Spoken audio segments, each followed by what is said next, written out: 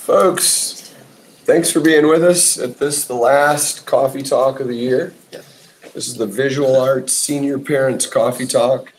And as you probably know, we're joined by, I'll turn off my volume, joined by Associate Dean Brackett Snyder, Academic Program.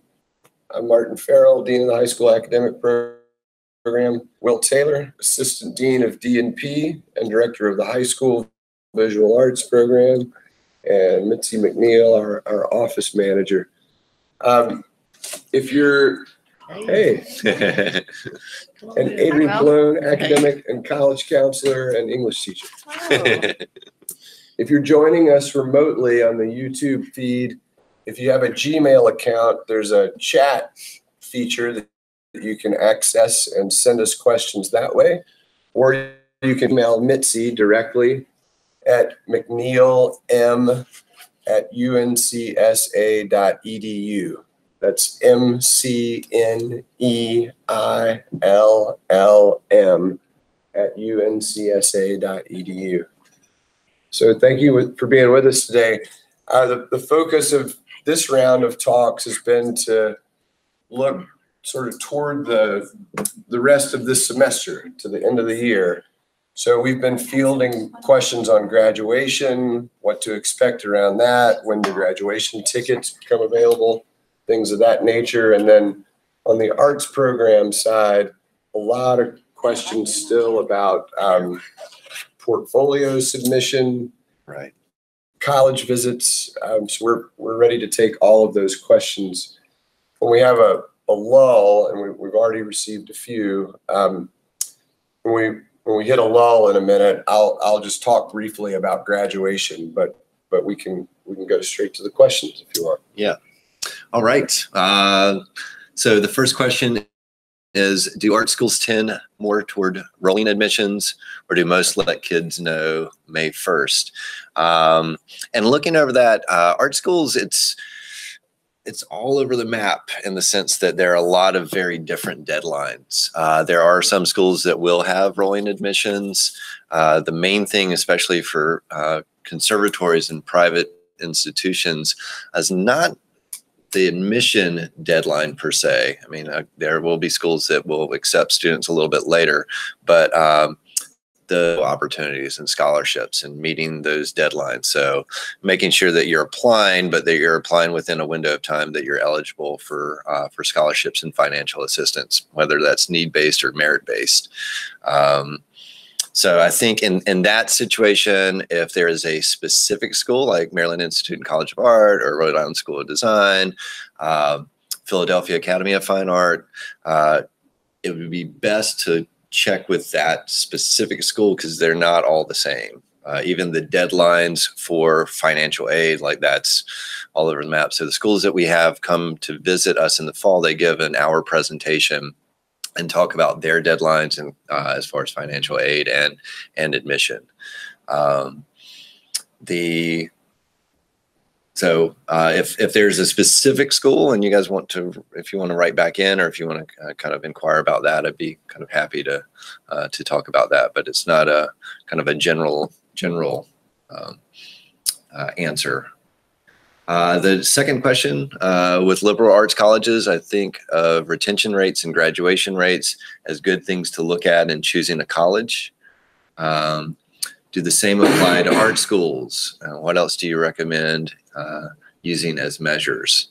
So, yeah, I mean, we have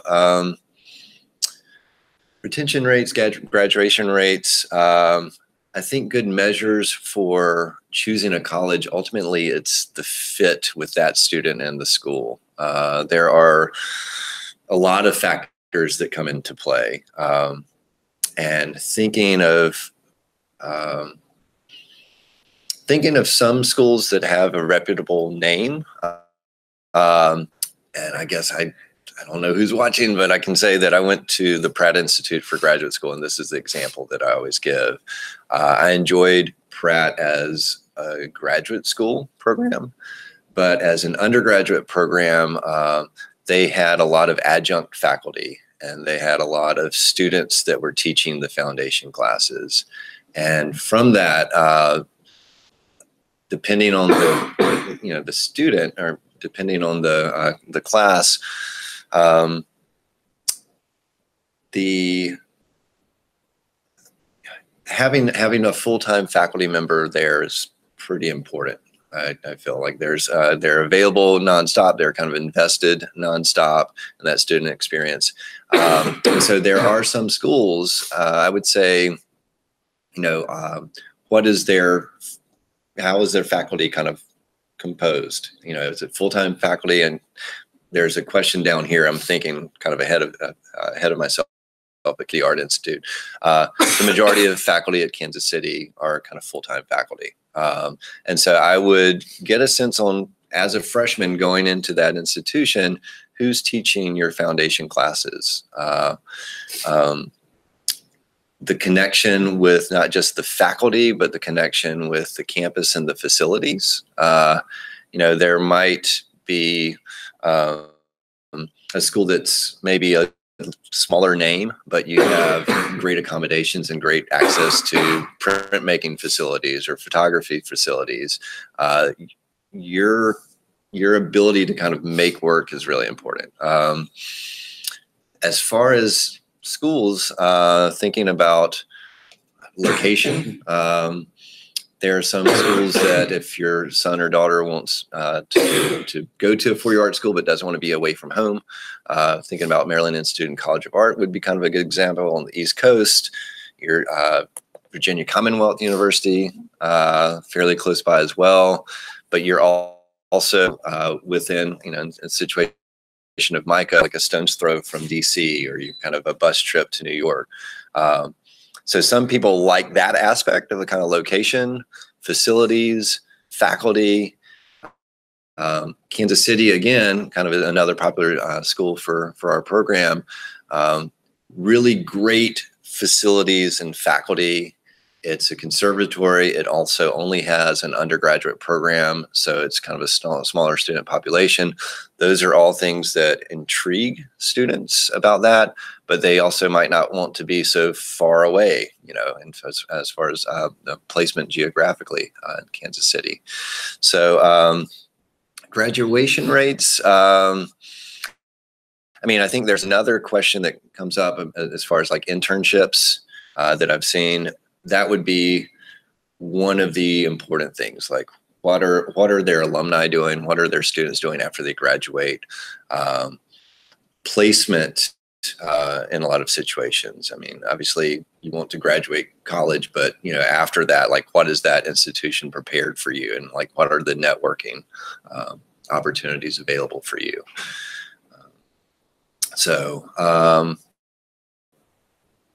The third question, how much negotiating would you recommend on financial aid packages? And should this all come from the student?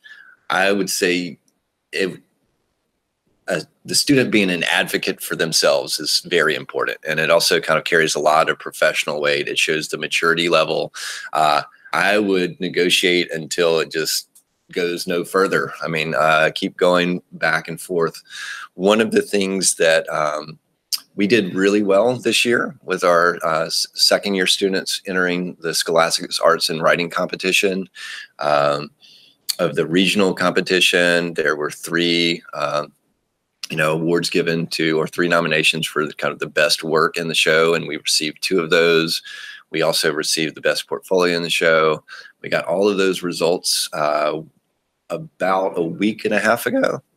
And so as soon as we got those, I told all of our students that entered that to send that information forward to the admissions reps. So they have kind of that information for more kind of a bargaining chip for financial assistance. I know specifically MICA wants that information because they do have available money specifically for students that are doing well in Scholastics.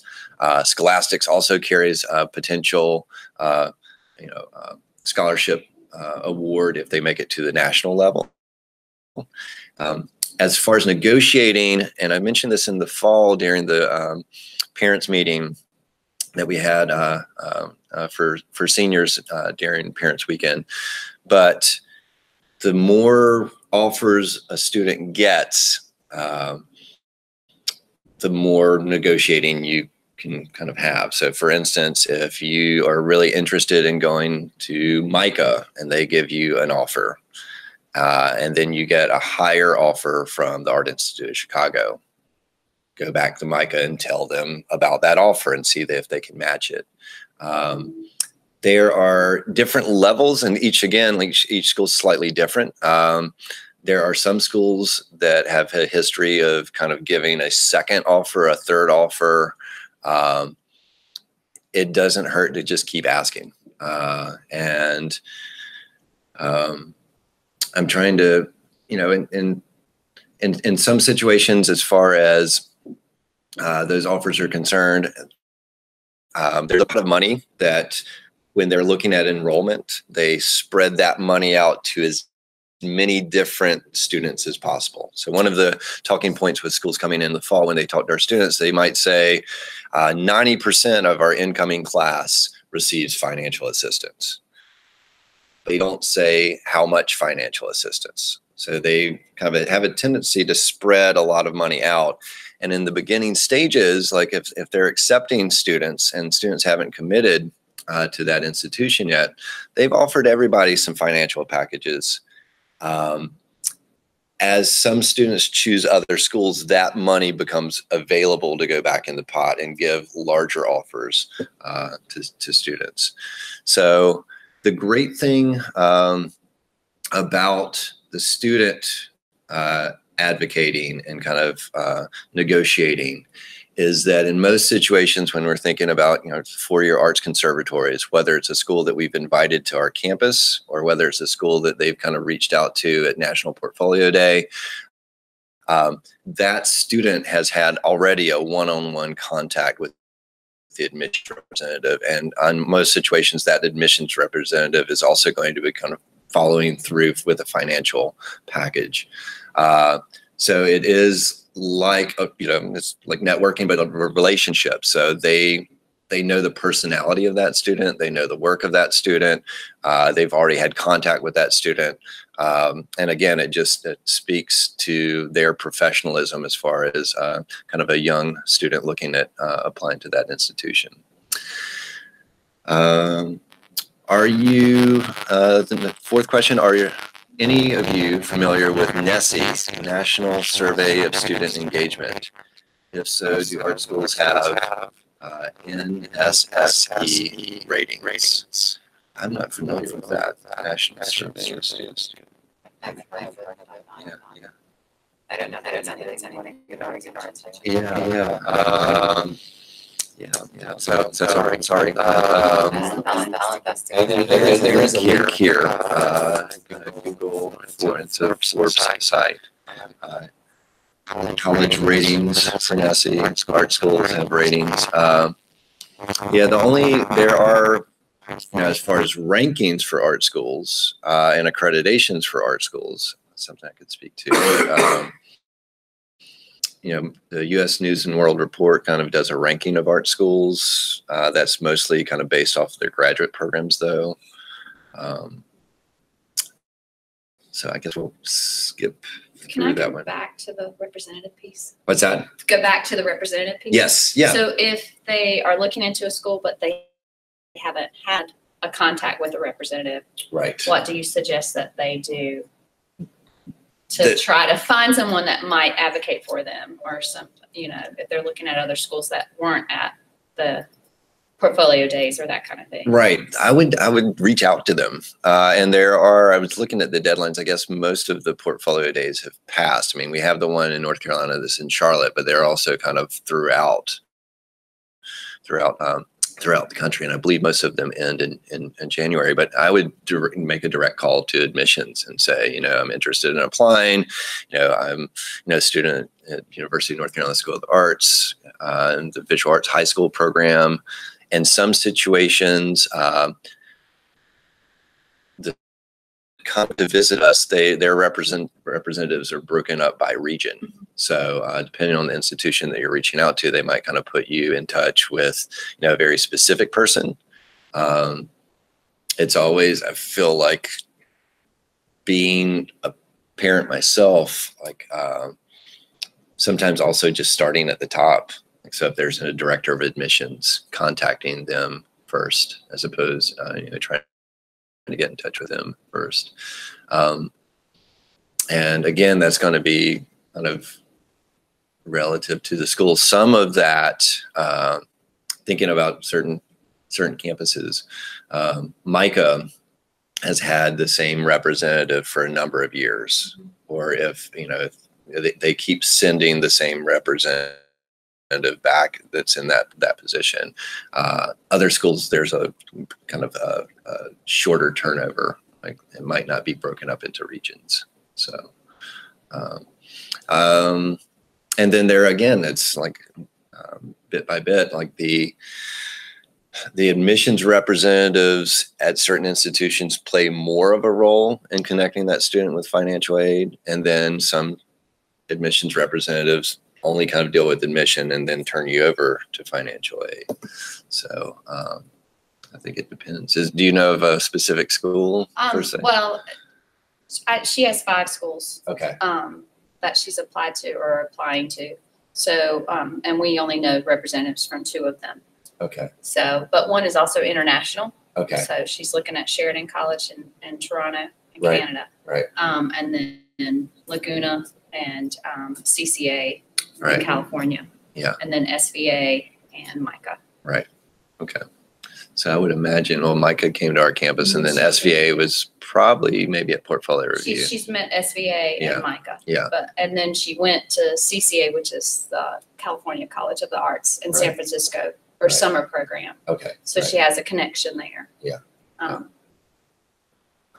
Yeah, and I guess they all don't tell you that you've gotten in at the same time. So like, how long do you wait, and how long can you push that boundary as far as accepting one school versus, waiting for the other? Right. I think in some situations, like as far as the acceptance, they have kind of, you can kind of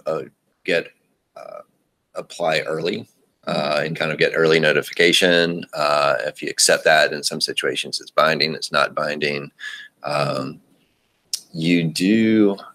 don't have the date off the top of my head, but I think there is a specific date that you have to notify. May 1. Yeah. I The mean, that's, student has to notify? like, you have to make a decision. They had a like, deadline. the deadline. And there shouldn't be a requirement that you accept an offer before May. Okay. Right. I think, Unless it's an early decision. Unless it's an early Yeah. decision. EDs Right. are binding, Right. other Right. than Right. that, Right. yeah. I think Canada plays by different. They do. They Yeah. do. And so that's why I was wondering if she hasn't heard, because I think that's her top one. And we can just call and ask. Yeah. She can read 2 admissions and just ask. The next question, number 5, is there any advantage to an in-person portfolio review over a Skype review? And I would say yes. And looking at that from 2 different perspectives, looking at it from our perspective, when we're actually accepting students into visual arts, we have that one-on-one conversation. It's interesting because right now I'm thinking about answering your question in person, and then answering this via Skype, and like reading a screen, looking at a screen, and it's just so much more kind of one-on-one, kind of personal, and the conversation flows a little bit easier. But one of the things that we do is we kind of have just a better sense of that student's kind of personality and how they present themselves. Definitely work portfolio reviews. I know there's a lot of, when you start to get into applying to kind of 4-year conservatories, you've already uploaded your images online, but seeing work in person kind of just adds another level to that. And I would always, if there's opportunity for an in-person portfolio review, choose that over a Skype review. The other thing that I mentioned that applies to other institutions is that we prefer within visual arts, even if a student's out of state, that they come to campus to have their review with us. So not only are kind of we seeing them in person and spending more time with them and kind of having a longer conversation that kind of lasts throughout the day, and it's not just kind of set up, you know, on a kind of Skype schedule, but we can see the work in person, and they can also see our facilities too. So it's as much about, you know, the student kind of visiting the campus and making sure that it's a good fit, and that opportunity maybe even to sit in on a class, talk to the faculty, as opposed to, you know, just sitting in front of a screen. So if you can't travel, Skype interviews or Skype reviews work well, but it's I always find it kind of best to have the work there. So, and then that's it for this page. How do I get to the? All right. So, what kinds of things do you recommend asking about or looking for in terms of a four-year arts conservatory's career connections or job placement or networking for internships and post-graduation? Those are really kind of important things, because aside from your portfolio when you leave, you know, whether you kind of go into a more commercial track or design track or fine arts track, it's also about connections. You definitely want the diploma and you want to finish your 4 years, but basically once those 4 years are over, looking at where you're kind of set up and where you've set yourself up, you know, while you've been in college. So I would, that's one of the things that is covered from the schools that present to us in the fall, what their internship opportunities are, what their study abroad opportunities are, where their alumni are working, what companies they have relationships with. In most situations, you know, you take an internship class for credit. I would say, depending on the nature of your study and where you want to kind of, what you want to move into, location is really important sometimes. You know, just the idea of, like, if you're in school in New York, just kind of, there's just so many options as far as internships. If you're at MICA, you know, there's Baltimore, but there's also DC that's close by. Career connections or job placement or networking for internships post-graduation. So, all right. The other part of that same kind of inquiry is also, I wonder what experiences or impression Will might be able to share of Kansas City Art Institute, if getting that specific is okay. Yes. There are waves that our students kind of, certain schools that our students kind of flock to in waves. And so 1 year we had about 6 students that that went to the Art Institute of Chicago, and they loved it. And then a couple of years down the road, we had a couple students that went there and didn't love it. It wasn't necessarily a great fit. The 2 schools that seem to be constant spaces for our students that they feel comfortable. One is Kansas City, and the other is MICA. And Kansas City, they actually they have a teacher fly out where they've invited kind of a handful of high school art faculty to campus. They pay for the trip, they put you up, they give you a tour of the facilities. And they've invited me this year. I'm going out there in March to actually see their facilities. But all of our students love that campus. It's, like I said, it's small in the sense that it is a 4-year private arts conservatory, but it also does not have a graduate school component. The faculty, full-time faculty, so they're committed. The facilities, and there's a museum right on campus that has a major collection of work. A lot of people tend to stay in Kansas City. Kansas City has a really interesting and unique kind of arts community on its own that's kind of been generated and populated by graduates and the faculty there. And I think the curriculum, there are a lot of different kind of setups when you're looking at art schools of how they approach their overall curriculum, but also their freshman curriculum. So Kansas City does have a foundation year. So very similar to like how we kind of set up our curriculum in VA1, where incoming students, they take beginning drawing, they take 2D design, and they take sculpture. Kansas City has a foundation program in which they cover those bases. But then outside of that freshman year and that foundation, it can get very experimental and kind of open and fairly eccentric. I think a lot of people have mentioned that, their painting program, their definition of like what constitutes a painting is kind of a really kind of broad definition. So the reason that I say that is that it kind of falls in the middle. On the other end of that, there are schools that, like Art Institute of Chicago, where you don't have a foundation year. You just kind of enter and you can take any classes you want. You don't have any grades. You also have the other end of that, of kind of a more traditional conservatory, where it's more traditional training. And so Kansas City has a nice balance of making sure that there's a solid foundation, but kind of room to grow out of that. And it's modeled, our program and their program are modeled very similarly. Like we believe in kind of a strong foundation in order for the artist to be able to kind of grow outside of that in kind of a very individual direction. Some people, I would say in general, students that have gone to Kansas City and have not been happy, typically it's not, it's either about the location of being in Kansas City and so far away from home, and that they would like to be closer, or they'd like to be kind of closer to New York or in a different city, or it's just a general overall thing that some of our students struggle with, where they leave really small, intensive community of artists, not just visual artists but art in general in high school, and they're moving to a larger campus. And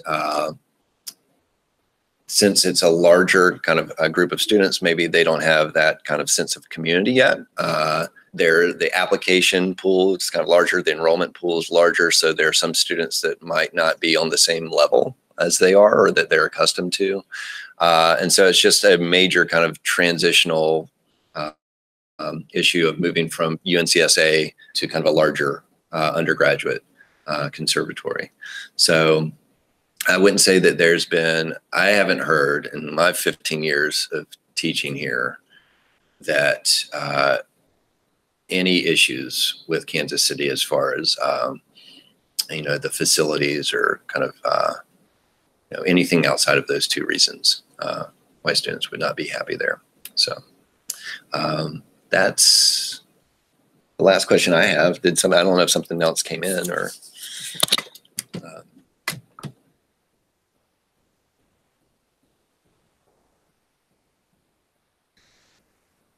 It's really strange sitting in front of the screen. I'm just saying, so like if I'm a little bit reading and looking, and then the screens, you guys can't see this out there, wherever out there you are, but the screen's a mirror image. So the text behind me reads backwards, and then there's also a delay. So I can put my hand up, and I don't know. It's I'm out of my element. And you guys set me at the head of the table too. So that's because you're the man today. It's true. Yeah. Maybe next time we do this, we just turn off the screen in front of us. But There isn't a question. So it's the big screen. I'll talk for a minute about Yeah. graduation if you're pulling that up. There is a link which I'm going to send out in an email later today as sort of follow up to all 4 of these coffee talks. It's the commencement link on the website. It's a really good place to go for a lot of information commencement related. But I will say commencement is on Saturday, May 18th from 10 a.m. until about noon at the Stevens Center. So in downtown Winston-Salem, not here on campus. And our students need to be at the Stevens Center by 9:15 in whatever they plan to walk in. Which brings me to my next point. We do not require commencement regalia. It is optional. There is a link on that commencement page where you can buy regalia if you so choose. I'd say we probably have, a handful of students every year who do choose regalia, and then a good number more who might choose a certain piece of regalia to go along with whatever their ensemble is. So that's totally optional and a bit different from traditional commencement exercises. The other thing for parents that weekend, we have a very informal drop-by reception for parents that begins at 4 p.m. that Friday afternoon, the 17th. And it's usually held downstairs from us here in Eisenberg Hall. And you don't need to be there right at 4. Usually it lasts an hour and a half to 2 hours, and you can just drop by for some refreshment and visit. It's kind of a nice introduction to the commencement weekend time.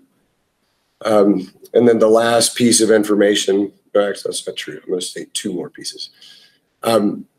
If you have a residential student who lives in one of our residence halls, you need to be out of the residence halls by 4 p.m. on that commencement Saturday. So there's about 4 hours after commencement if you haven't finished up the checkout process. You have to get all their things out. And then finally, every graduate is automatically given 8 commencement tickets.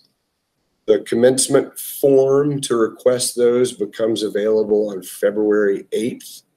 There's also a link to that, and that link I'll link from that page that I'm going to send out later today. If you need more than 8 tickets, you may request them, and we're almost always able to accommodate those requests. We have some extra space for the high school commencement that we don't have for college, so we're usually able to give you those extra tickets. I would take this opportunity to also mention 2 really special opportunities for our graduating seniors within visual arts. And I've spoken about them before, and all of the seniors know about them. I sent this information to them, but we have 2 amazing fellowships available for alumni, which includes our seniors, because they'll be graduating, alumni within the past 5 years. And so one is the Keenan Penland Fellowship. And the deadline for applying for that is coming up in the middle of February. So they still have a couple of weeks. We took all of the seniors to Penland this fall. We had a visiting artist from Penland down this past January. The application for that fellowship is set up in Slide Room. They've got all of their work already documented for schools that they're applying to. So it's a really easy thing to apply for. And the Keenan Institute for the Arts here on campus funds 10 of those each summer.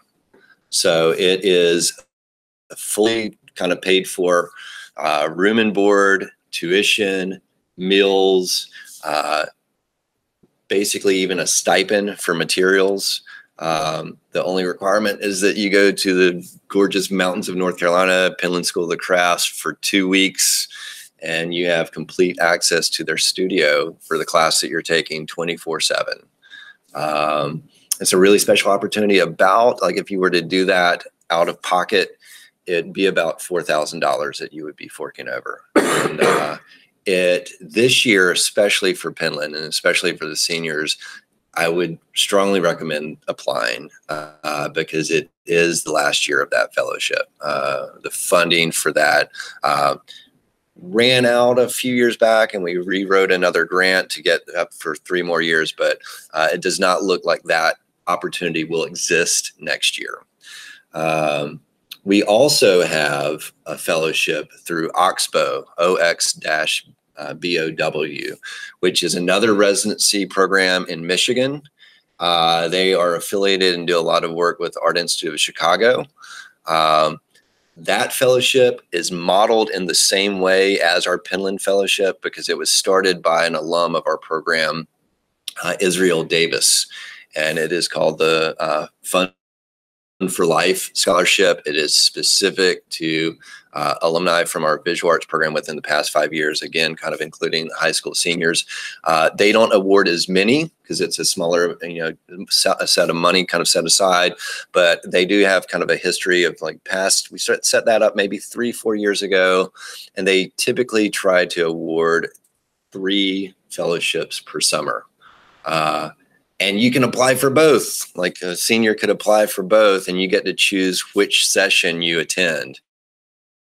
A senior kind of leaving our program could go to Penland on a full ride for 2 weeks, and then turn back around later in the summer and go to Oxbow on a full ride for 2 weeks, and then move into kind of the 4-year arts conservatory. So 2 really amazing opportunities. The other announcement that I would mention would be Scholastics. Like I mentioned before, there's a press release coming out for that.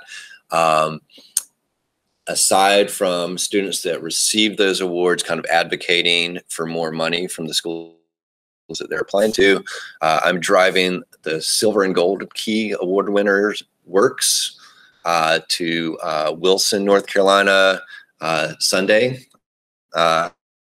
We're installed at Barton College. There'll be an exhibition up for the next month. If your son or daughter won a gold key, that work is also thrown into another larger pot to be kind of juried for the national competition. If a student is awarded a gold key on the national level, there's an invitation to that to attend the national award ceremonies at Carnegie Hall in New York. The history of that, since we started hitting Scholastic strong as a few years back, we've had each year kind of typically a student that does get offered a trip up to that award ceremony. And if that's the case, we do it as much as we can within the visual arts department to accommodate funds or to fund travel and lodging for New York. So if you find yourself in that situation, let me know. So any other questions or no? Yeah. No. Trying to think. Anything else maybe that?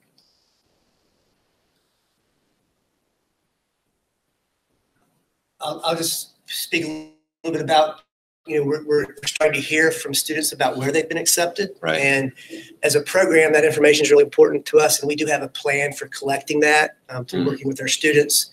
And every senior will have an exit meeting with their college counselor, which with the VA2s will be Ms. Pallone. That information is real important to us on a lot of levels. We like to know the success of our students, and it's great for recruitment when they see the wonderful things that our students that lead the VA program do. So we'll be asking students and parents to provide that on a kind of a series of solicitation over the next couple of months. And they could be putting that into their Naviance portal, their acceptances, scholarships. Yeah, they're having exit meetings with me every week. So They're coming in going, I got in so much money. Yeah. What do I do now? And Right. first Yes. 3. Right.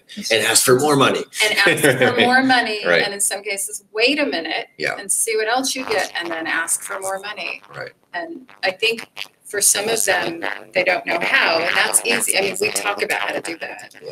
And I think we'll have a lot of good things to say about that. But the important thing is, ask. Until you ask, the answer is no. Ask and set establish a relationship with an admissions counselor or financial aid officer. Those are different people. To be polite, just ask. Say this is I think I'm moving forward. And I also talk to them about going in with information. Knowing what's my expected family contribution. Here's what I feel comfortable taking on in loans. Right. Here's about how much more I might need. That's I know specifically Art Institute of Chicago offers a lot of scholarships to our students. When they see the amount of the scholarship, they can get wowed, but that is also a very expensive school. Very expensive. So when you look at it, you're not necessarily looking at the amount of the scholarship, you're looking at the amount that you're going to pay. And the other component of that is, when you look at that, in some situations, the only thing that might be listed will be tuition and fees. It does not account for housing.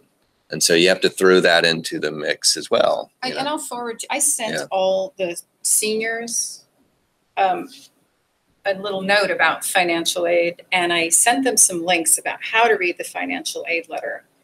And I'm talking to them about this, but there's some really good links in this. I said, forward to your parents. I'll forward it to you if you like. Yeah. And it talks about breaking down what's the actual cost of attendance. That is my books, my tuition, my materials and supplies, housing, transportation, if it's somewhere far away, and calculating the actual cost of attendance, and also determining the difference between gift aid, that is scholarships, Right.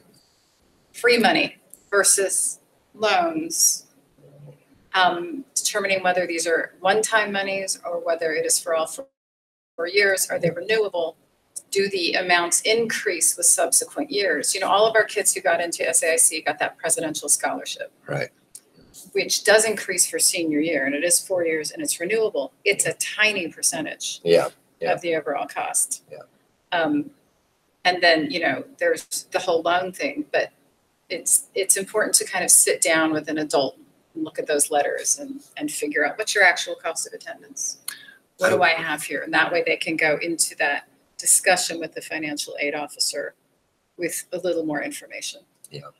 And I would add to that, in some situations, everybody's on a slightly different track.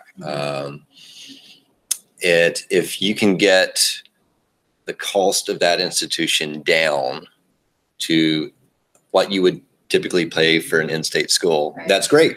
Right. That's a really good Right. deal. We do periodically have students that get full rides, and there are certain schools that will do that. College for Creative Studies in Detroit has offered over the past few years full rides to some of our students. The thing that I would say, one way of advocating, and just like I mentioned before, is if you have multiple offers, and if it's MICA you want to go to, but Kansas City is offering you more money, go back to the MICA representative that you have this one-on-one conversation and kind of connection with, and say, I really would like to go to MICA. Kansas City has offered me this amount of money. Give the name of the institution, give the amount of the institution, and they're competing with each other too, and they're competing for the strongest students, and our students are strong. All of your sons and daughters have amazing portfolios now, and I'm not lining, I coordinate the colleges that come in, but they are coming to our campus to recruit our students, and they will try to find the money because they want the best students at their institution. And even if they can't find the money, the more that they hear Kansas City is offering more money, Kansas City is offering more money, Kansas City is offering more money, they know where they are standing kind of in that game. And so it is, they're in competition with one another as well. And there should be no, especially like with email now, it should be an easier ask, I would think. Right. If you have to kind of knock on that person's door and ask them to their face for more money, that's a different story. But that's, I think like that's a lifelong lesson. If you're offered a job in life and that's not enough money in order to be able to kind of live and kind of do the job, Right. kind of you're going to need to ask for more money. I pulled out my phone not to get sidetracked, but to make sure there was one other thing that I wanted to let everybody know. There are two other things, actually. Liz, Caitlin, and I are up to speed with Instagram now. We started an Instagram page for visual arts. And all of the students know about that. They're really loving it. We're posting something every day. This morning driving in, VA2s, Caitlin has posted the zines that they've done in design class. We've posted some of the awards for scholastics. If you type in on Instagram, you can kind of follow our program and you can follow your students' works. It's in all caps, UNCSA.visual arts, all kind of together, no spacing. And we're trying to kind of really kind of get that information out. There's some shots from the intensive arts exhibition, some shots from the Pinland visiting artist workshop. Like I said, the Scholastics Awards, and then as of this morning, kind of the design scenes. It's the other, actually, no, I'm lying. I keep adding things to the plate. The other exciting announcement that we have this year that is a first for our program, you know, in since we were established in 1970. That's it. Yes. Is that our second year visual arts thesis exhibition is not going to be on campus, and it's not going to be just up for a day. We're doing a group exhibition at SECA, and that will be installed for a month with a proper reception. Great. What are the dates on The that? dates we're still negotiating, but it will most likely, it will be, yeah, the VA thesis, it will come down right before classes end. So we'll have them kind of thinking a month ahead of that. We're taking all of the VA2s to SECA, Liz, Caitlin, and I, to kind of view that space, to talk about their proposals for thesis. And if all goes well, we hope that that will be a reoccurring theme each year, that we'll have a month-long exhibition at SECA for thesis. We, you know, part of it is getting that work out. Like I said, you know, your sons and daughters are making amazing work in our program, amazing portfolios. People need to see it. People need to see it kind of in the public, and they need to spend time with it for a long period of time. So also via Instagram, you know, we're kind of keeping up with everything as far as the promotion of that exhibition, and kind of the making of the work and the installation of that work. So you could kind of follow us there. The last thing that I would kind of ask of each of you guys that are kind of listening or watching is that we do also have interviews coming up for our class. So we start interviews for the VA 1 year. We run them, you probably remember this when you guys, your sons and daughters applied, but we run them every Friday, and we start next Friday. We go through the month of February, the month of March. And so if you know of a talented rising 11th grader, rising 12th grader, please encourage them to apply. And they can kind of go online. Christina Tyler handles those applications in the admissions office. Christina's a former student of mine, went through our visual arts program, went to Virginia Commonwealth University. For those of you that are interested in VCU, studied sculpture there. Is a kind of really great resource in that capacity too. So please be, you know, your students are amazing ambassadors of our program, and please promote it if you can. So, yeah.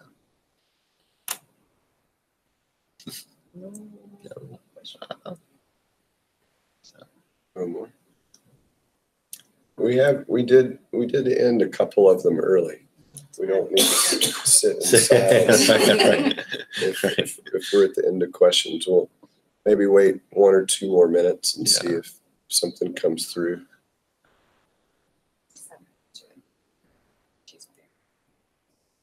She's a Libra person. Yes. Very much so. She was showing me some of her work last week. Interesting stuff. She knows what she wants to do. Yes, she does. That's great. Like, it'll all work out. It'll all work out. It's just hopefully it'll work out the way she wants it They to. all do well. They all land somewhere good, right? Yeah. I didn't hear what you said. They all do well. They all land somewhere. They all that do I think well. That is And I would say, big like, fit. yeah. And when you end up somewhere like, some students leave our program, and it's been a great 2 years, but it's also been an intensive 2 years, and they take a gap year. Yeah. And during that gap year, sometimes they do the Pinland Fellowship. Sometimes they kind of make work on their own. Sometimes they go to, community college and kind of knock out some of the core classes. So there are two things that maybe I would say about that. One, if you're taking a gap year, and let's say you plan to go after that year's up to MICA, stay in touch with that representative. Touch base with that representative to say, well, I would like to transfer into MICA as a sophomore. What classes do I need to take? Right. MICA is not in that specific specific situation. Micah, and each school is different, but Micah is not going to accept credit from necessarily a drawing class that you've taken somewhere else. They want you going through their foundation. So they'll tell you maybe which math class or which science class. And so in that year, you're putting forth all of the credits that will actually be accepted by that institution. They do also have scholarships for sophomores. And so continuing to make work, continuing to send work out is really important. In that time,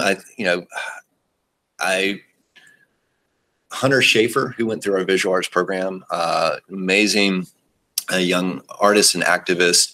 Hunter got accepted out, to a number of fashion institutions when she was a senior, and decided to take a gap year and had started modeling, moved up to New York with 2 other visual arts students, and her career's blown up. Right. She is, on the cover of Vogue. She's modeling for Versace. She's, getting photographed with, on the cover of magazines with Hillary Clinton. And I just spoke with Hunter via email yesterday. She is going to be on a new HBO series that starts, coming out this spring, called Euphoria, and first kind of on-screen acting position.